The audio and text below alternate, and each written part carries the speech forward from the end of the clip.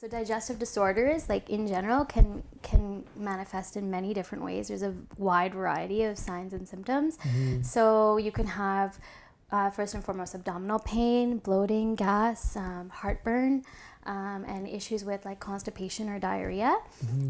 Also, like more serious, these things can actually lead to Crohn's or colitis or irritable bowel syndrome or peptic ulcers and things like that. So that's usually what I see people coming in with. And it's quite uncomfortable for them at times, and it's affecting like their day-to-day living and the activities that they do, especially in social situations. With it, there's so many possibilities of what it could be. Is it possible to tell people right now who might be experiencing something like this what they should think about doing first, or is that too hard when there could be so many things that causing this? There's some basic things that we can definitely tell people to do that are a good place to start. So we know that digestive issues are linked to emotional causes a lot of the times. So for example, eating when you're stressed is not going to help you digest well, because it's not promoting the rest and digest function of the nervous system, which is called the parasympathetic nervous system. So a lot of times what I'll tell my patients to do is, before they sit down to eat, is to take 10 deep breaths. And that's going to really help sort of calm the nervous system down. So you're eating at more of a relaxed state so you can absorb your nutrients better. On that same line, making sure that you're chewing your food well. A lot of people will not mindfully eat, and they'll chew their food for maybe 2 or 3 times and swallow, and that doesn't break the food down well enough. So it's important to, like a general guideline, depending on what you're eating, is chewing each bite 10 to 30 times, so that you're breaking the food down well enough so that your stomach acid can actually break it down further and you can absorb better.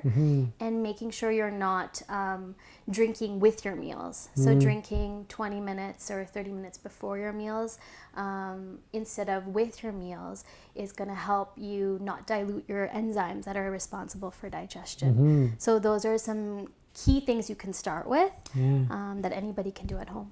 And then if they were experiencing enough pain that they came in to see a naturopathic doctor like yourself, what would you do with them? What would you do that they might not be able to do themselves, or that conventional medicine might not be able to do as well? Right. So it's really, naturopathic medicine is about finding the root cause of the digestive issues that are occurring. So we would take a detailed history, and from that we can find out what the main cause of the digestive concern is. So a lot of times we see that there's gut inflammation, so inflammation of the stomach lining that might be causing those issues, or certain food triggers, or like we talked about, emotional triggers that are causing someone to not digest well.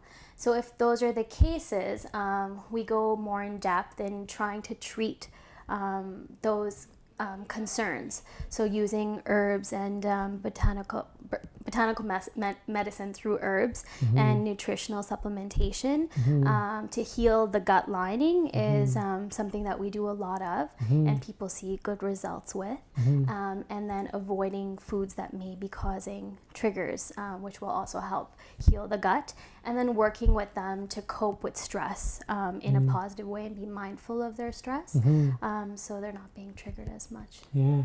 What's been your experience working with patients who have stomach pain, digestive issues? It sounds like you often can get some results pretty well. Yeah. Definitely. Working with healing the gut is going to give quite a bit of results with people.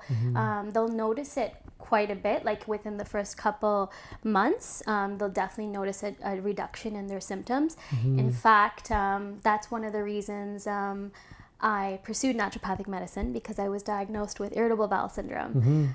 So I worked with my naturopath to heal my gut lining and learn how to cope with stress better. And doing that, like I've been healed of that, really. It took some time, and it took effort on my part to recognize what I'm allergic to or sensitive to, and to avoid those things in my diet, and also working through supplementation and botanical herbs to heal my lining. But yeah, I don't experience the symptoms much at all now. That's amazing. So it's really nice to see that work on a personal and professional level now too. That's great. Yeah.